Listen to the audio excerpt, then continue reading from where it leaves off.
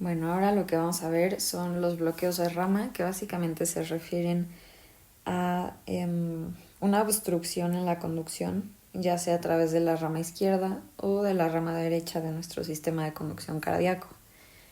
Y pues cualquiera de estas obstrucciones lo que va a hacer es obviamente cambiar la morfología y el orden en el cual se despolarizan nuestros ventrículos, ¿ok? Entonces, antes de ver en qué consiste esta morfología característica en cada uno de los bloqueos, es importante recordar pues la morfología normal para una despolarización ventricular tanto en B1 como en B6. Entonces, recordemos que la primera porción de nuestros ventrículos en despolarizarse es el septo interventricular, que en B1 nos puede dar una pequeña muesquita positiva y en B6 nos va a dar una muesquita negativa. Y en algunos de los casos esta muesquita ni se va a ver y se va a ver como una línea isoeléctrica, pero bueno. Luego se va a despolarizar la pared libre de los ventrículos, que en B1 nos va a dar una onda S y en B6 nos va a dar una onda R. Y finalmente se van a despolarizar las bases de nuestros ventrículos, que nos van a dar un eje de despolarización en esta dirección, que B1 va a registrar como una onda R y B6 va a registrar como una onda S. Entonces eso es lo normal. Ahora, ¿qué va a pasar si tenemos un bloqueo de rama derecha? Lo primero que dice aquí que pasa es aumento del QRS a más de 0.2 segundos. Entonces, ¿esto por qué se da? Básicamente, nuestra rama izquierda y nuestra rama derecha del sistema de conducción funcionan como carreteras de alta velocidad, ¿no? A través de las cuales el impulso eléctrico pues se va a difundir rapidísimo, ¿no? En menos de un segundo, como podemos ver. Sin embargo, ¿qué va a pasar si nuestra rama derecha está bloqueada? Entonces, el impulso eléctrico que se quiera ir al ventrículo derecho ya no puede tomar la carretera de alta velocidad y se va a tener que ir a través de los caminos de terracería, que obviamente son mucho más lentos, ¿ok? Entonces, salirse el impulso eléctrico por los caminos lentos va a tardar más en despolarizar al ventrículo derecho y pues eso va a aumentar el tiempo total de nuestra despolarización ventricular, que está por el QRS, y por eso el QRS va a ser mayor a 0.12 segundos. ¿Ok? Ahora vamos a ver qué morfología nos va a dar este bloqueo. Entonces, primero se va a despolarizar normal nuestro septo interventricular. Entonces B1 otra vez lo va a ver como una pequeña onda positiva y B6 lo va a ver como una onda negativa. ¿Ok? Luego se va a despolarizar todo el ventrículo izquierdo, porque acuérdense que este todavía tiene su carretera de alta velocidad. Entonces B1 lo va a marcar como una onda S, B6 lo va a marcar como una onda R. Entonces hasta ahí todo normal. Pero luego, ya que el ventrículo izquierdo se acabó de despolarizar, el ventrículo derecho apenas se va a estar despolarizando a través de sus caminos de terracería. Se hace las uniones gap que existen entre los miocardiocitos, ¿ok? Entonces esto B1 lo va a captar igual como una onda positiva, si se dan cuenta como más gordita, y B6 como una onda negativa, que es mucho más grande a lo que veríamos normalmente, más o menos así, y mucho más con una mayor duración en el eje de las X o del tiempo. Ok, entonces esto en B1 nos va a dar una morfología muy característica que le conocemos con el nombre de orejas de conejo, porque lo que vamos a ver en un electro es más o menos algo así. Okay, o sea, porque aquí se los puse como una descripción muy gráfica de cómo pasa, pero ya en la vida real se va a ver más o menos así, como unas orejitas de conejo. Y si se dan cuenta, dura muchísimo nuestro QRS en comparación de un QRS normal, ¿ya vieron? Y en B6 vamos a ver esta morfología nada más de un QRS muy amplio. Entonces, En B1 y B2, ¿cómo se va a llamar esta morfología? Tenemos R, una S y luego una R'.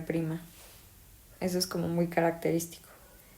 Y bueno, como podemos ver aquí, también se va a acompañar de depresión del segmento ST, inversión de la onda T.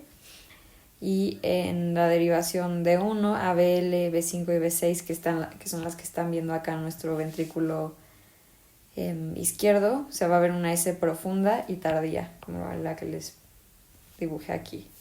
¿Okay? Entonces, esos son los cambios para el bloqueo de rama derecha. Ahora vamos a ver qué pasa con el bloqueo de rama izquierda.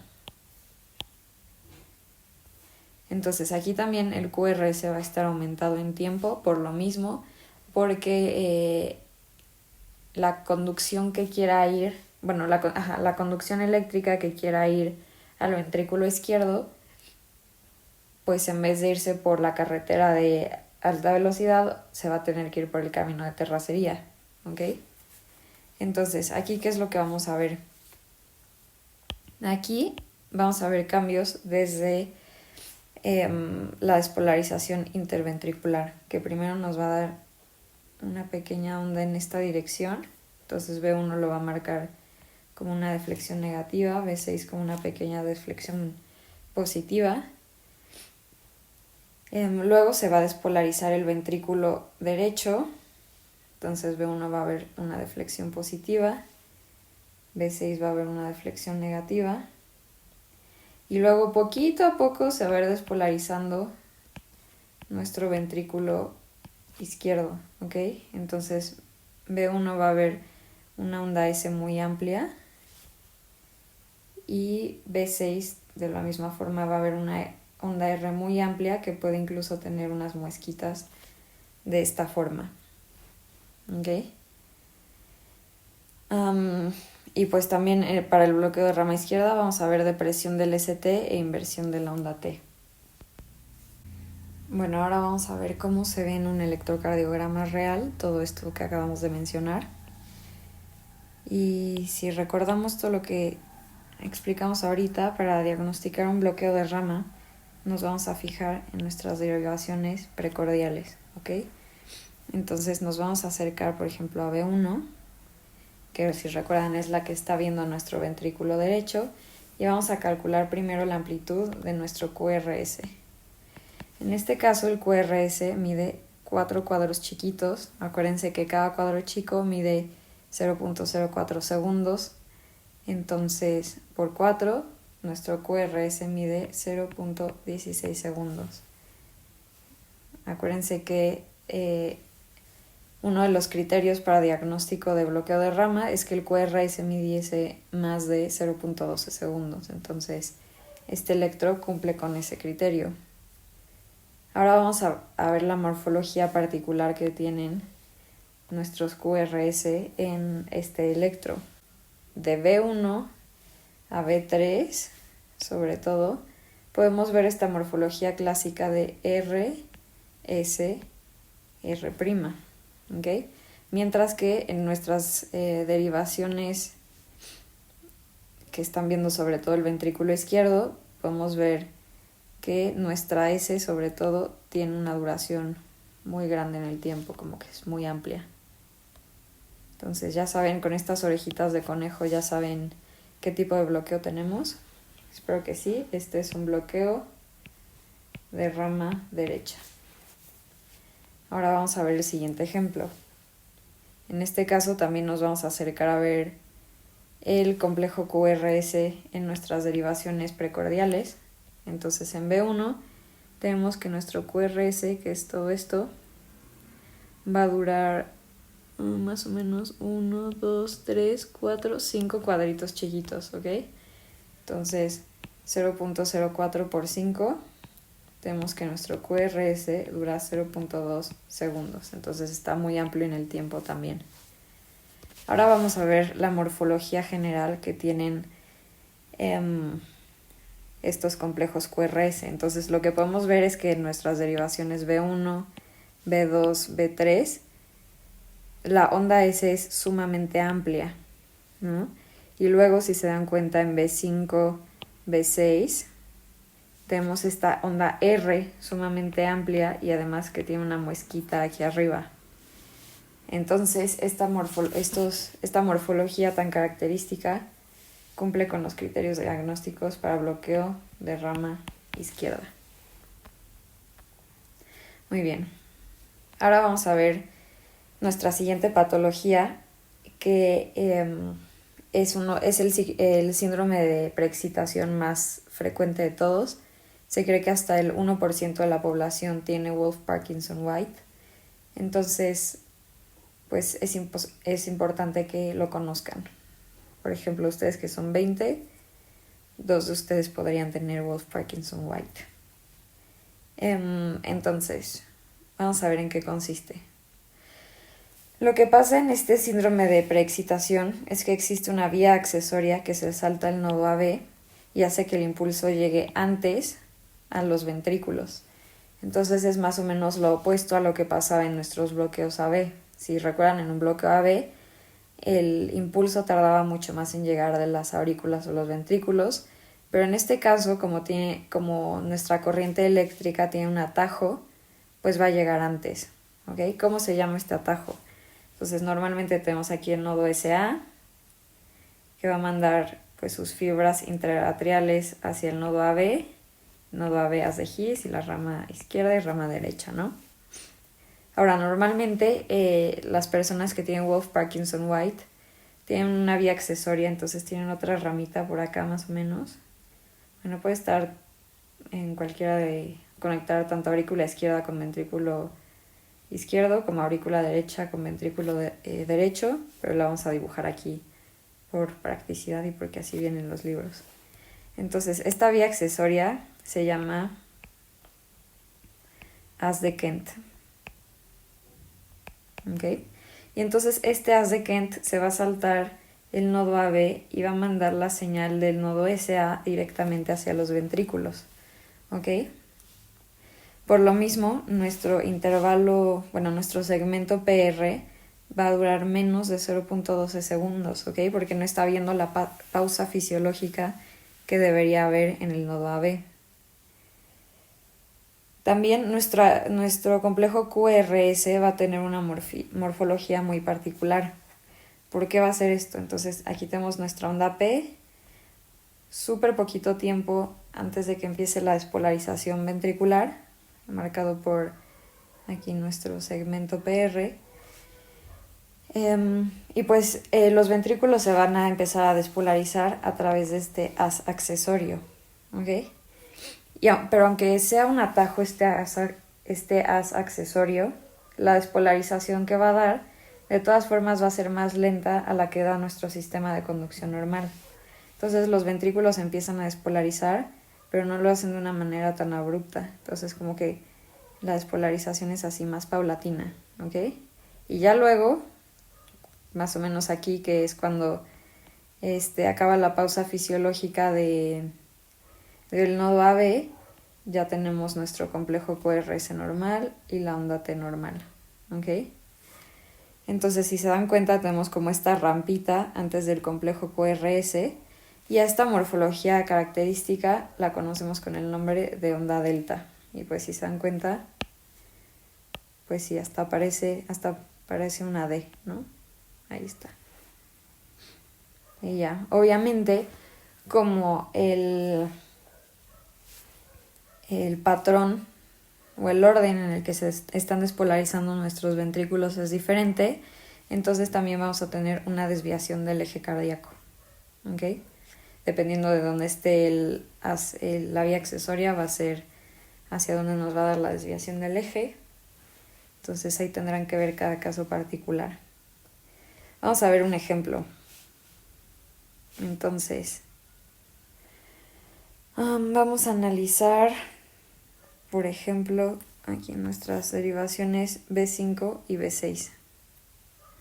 Entonces, si se dan cuenta, tenemos nuestra onda P y entre la onda P y el complejo QRS hay menos de un cuadrito. ¿Sí lo notan? Eso significa que nuestro segmento PR está durando pues 0.04 segundos el segmento. Y luego nuestro intervalo PR, que es desde el principio de la onda P, está durando 2 cuadritos, ¿no? Aquí 1, 2 y aquí en el tercero empieza el QR. Entonces 0.08 para el intervalo. Uy, qué horror. Para el intervalo PR. Intervalo PR, ¿ok? Entonces, si se dan cuenta, esto es menor a 0.12 segundos. Y podemos decir que nuestro PR está acortado, ¿vale? Y luego, si se dan cuenta, el inicio de nuestro QRS tiene como este tipo de pendiente no tan aguda. Entonces, todo lo que estamos viendo aquí son ondas delta, ¿vale? Bueno, ahora el último tema que vamos a ver, lo vamos a tocar, la verdad, muy por encimita, nada más para que conozcan los básicos. Es este tema súper importante, pero que por lo mismo es bastante extenso, que es infarto agudo al miocardio.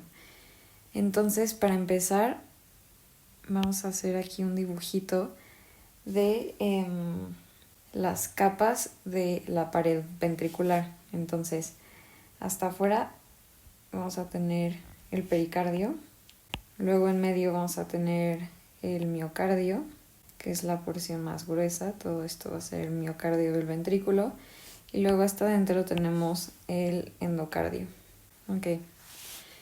Luego el miocardio lo vamos a dividir más o menos a la mitad con esta línea imaginaria. Todo lo que está en la porción más cercana al endocardio lo llamamos subendocardio. Luego la porción de acá arriba es el epicardio. Ahora, si recordamos, las arterias coronarias vienen aquí arriba por el pericardio y van a mandar vasitos perforantes que van a nutrir el miocardio y hasta el endocardio, ¿ok? Por esta distribución del aporte sanguíneo del corazón, la región del subendocardio va a ser la región más sensible a cualquier proceso que afecte pues a la vascularización cardíaca, ¿vale? Justamente porque es la porción más lejana de las coronarias. Entonces, teniendo esto en cuenta, vamos a tener dos tipos de patologías diferentes asociados a la hipoxia del miocardio. Entonces, el primer tipo de patología nada más va a afectar al subendocardio, por ejemplo, isquemia subendocárdica, que nada más va a afectar este cachito de acá. Y entonces, este tipo de casos nos van a dar ciertas características en el ecocardiograma que consideramos como infarto al miocardio sin elevación del ST, o NSTEMI, por sus siglas en inglés, ¿ok? Entonces, el siguiente tipo de patología es una patología que involucra un infarto transmural, o sea, que va a provocar lesión, infarto o necrosis de todo el grosor del miocardio. Este tipo de lesiones nos van a dar elevación del ST, entre otras cosas que ahorita vamos a ver, y por lo mismo se llaman infartos con elevación del ST o STEMI, ¿vale? Que son los que les pongo aquí abajo. Entonces, los TEMIs son infartos miocárdicos que son infartos transmurales, mientras que los infartos que no elevan el ST, pues justo no involucran el grosor completo del miocardio y se pueden dar por trombosis no oclusiva de arterias coronarias principales o por, aquí debería decir oclusión completa de arterias coronarias pequeñas. Entonces, por eso, de cierta forma, como que la isquemia que provocan no es tan grave. Entonces, ¿qué vamos a ver en estos infartos sin elevación del ST? Si recuerdan, en el video anterior vimos que todos los procesos que afecten a la irrigación cardíaca nos van a dar cambios sobre todo en la región, en el segmento ST y en la onda T, justamente porque el proceso de repolarización es un proceso que necesita energía y para obtener esa energía pues necesita de una perfusión. Entonces si no tienes perfusión, lo que más afecta es la repolarización, por lo tanto lo que más afecta es el segmento ST y la onda T. Bueno, y en estos casos de infarto al miocardio sin elevación del ST, lo que vamos a ver son dos cosas: inversión de la onda T, que se va a ver más o menos así, y depresión del segmento ST. Entonces, en vez de ser una línea isoeléctrica como basal, lo que vamos a ver es que está deprimida de esta forma. ¿Okay? Entonces son los dos cambios principales que vemos en los infartos non-STEMI. ¿Okay? Ahora vamos a ver el infarto agudo al miocardio con elevación del ST. La literatura menciona 3 cambios principales, pero es importante recalcar que estos cambios no necesariamente los van a ver todos en todos los electrocardiogramas, puede que unos estén presentes, otros no. Entonces, pues sí, tienen que tener esto muy en cuenta y analizar cada caso dentro de pues el cuadro clínico del paciente. Entonces, los primeros cambios que vamos a ver en un infarto transmural, primero va a ser que la T se va a hacer hiperaguda, ¿ok? Entonces vamos a tener aquí P, QRS y una T de esta forma, ¿ok? Muy, muy alta. Y además una característica peculiar de la T hiperaguda del infarto agudo al miocardio es que es una T simétrica. Luego dejas pasar unas cuantas horas y la T hiperaguda se va a invertir. En este caso ya estamos hablando de isquemia. O sea, bueno, ya nos está hablando de cambios isquémicos en el miocardio, ¿no? Entonces aquí está la T invertida. Después se va a elevar el segmento ST.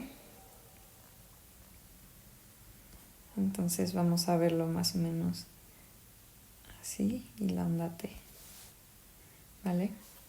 Si se dan cuenta, esta elevación, si la vemos desde arriba, es una elevación convexa. Eso es muy importante para diferenciarla, por ejemplo, de una pericarditis, donde la elevación sería cóncava. Y finalmente, el tercer cambio que vamos a ver son ondas Q muy grandes. Entonces, si recordamos, se podía ver en algunos casos algo que se llama una Q septal, pero eran Qs sumamente chiquitas, de menos de un cuadrito, ¿no? De un cuadrito chiquito. En estos casos las ondas Q son muy grandes, te hablan ya de necrosis del miocardio, entonces te pueden hablar, o sea, hablan de patologías que ya tienen mucho tiempo de evolución o de infartos que tuvo el paciente anteriormente, incluso años antes. Y lo que van a ver es algo así. ¿Vale? ¿Cómo se explica que aparezcan estas ondas Q en los pacientes con infartos avanzados? Lo que pasa es que si se imaginan al miocardio como una región conductora de energía eléctrica, las regiones donde ya está habiendo procesos de necrosis van a ser eléctricamente silentes. Eso quiere decir que ahí no está habiendo conducción eléctrica. Entonces, imaginemos, vamos a dibujar nuestro corazón. Imaginamos que tenemos un infarto aquí de la pared lateral. Esta parte de aquí no va a estar conduciendo energía eléctrica, ¿ok? Entonces, el vector que esté, la derivación que esté aquí arriba viendo esta región del corazón, lo que va a ver es que todas las corrientes eléctricas que se generan pues están en direcciones alejadas de esta zona de necrosis, ¿no? Entonces por eso van a ver una onda negativa sobre la región ventricular donde haya estado el infarto. Y finalmente aquí les pongo algo que se llaman cambios recíprocos, y eso quiere decir, por ejemplo, que si tenemos un infarto de la pared lateral que lo está viendo B5 y B6, y entonces en estas derivaciones tenemos elevación del ST, B1 y B2 pues van a estar viendo lo contrario, ¿no? Entonces van a estar viendo una depresión del segmento ST. Entonces eso se refiere a cambios recíprocos. Y bueno, entonces para finalizar vamos a ver un ejemplo. Ok, bueno, y este es el último electro que vamos a ver. Y por lo mismo lo vamos a analizar completito. Entonces, recordamos que lo primero en calcular es el ritmo y la frecuencia cardíaca. Nos vamos aquí a nuestro dedos prolongado.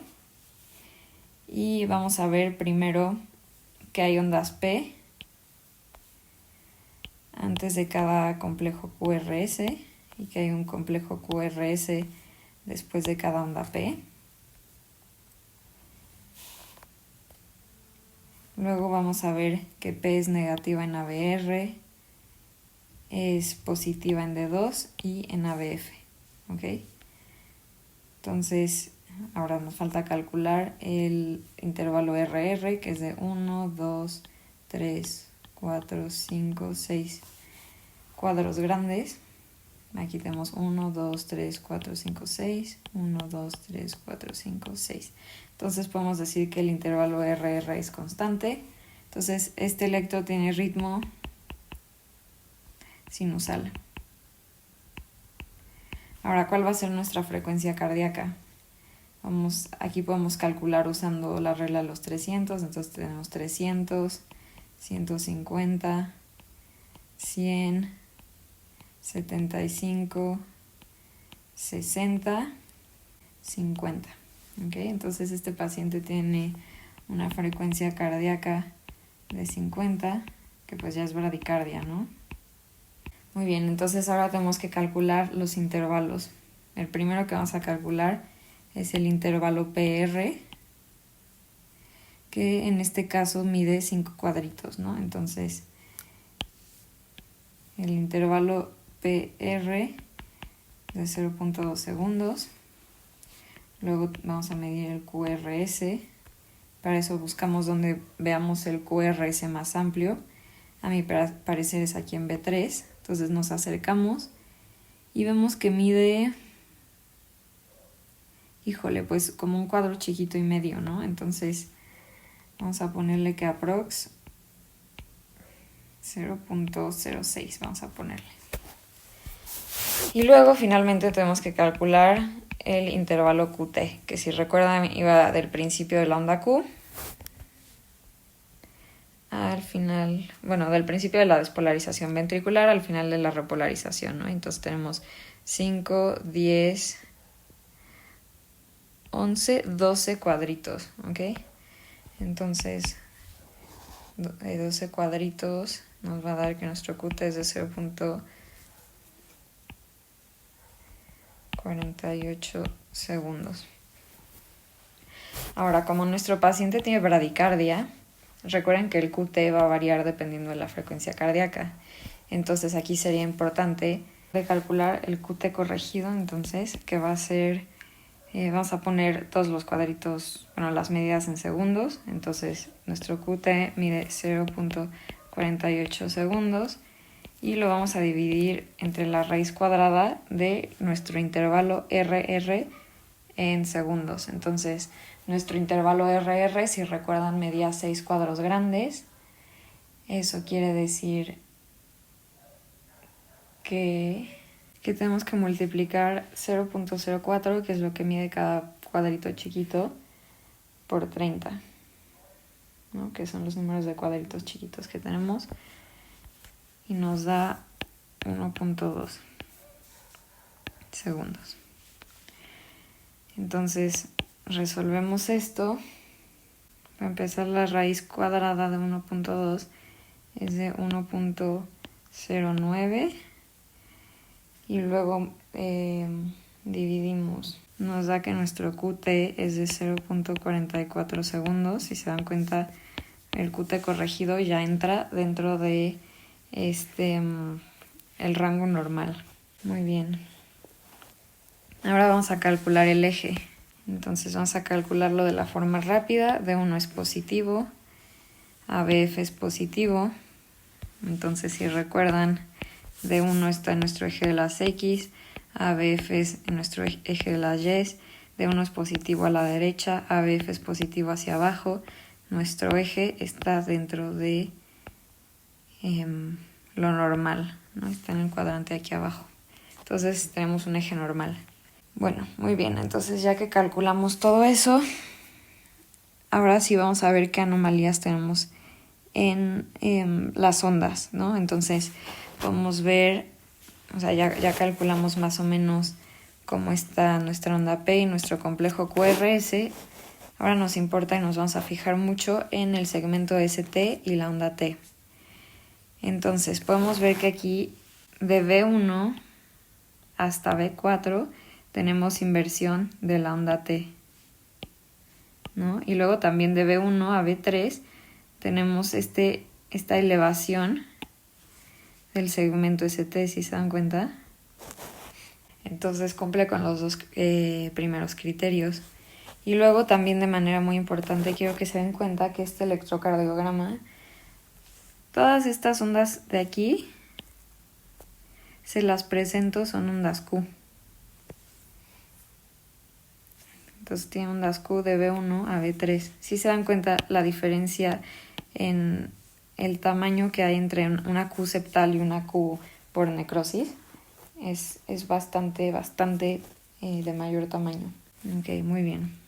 Entonces, ya con todos estos hallazgos, ¿ustedes qué dirían? Pues que este paciente se está infartando, entonces pues hay que intervenirlo prontamente, ¿no? Para pues que no tenga complicaciones mayores o más serias. Súper. Y ya,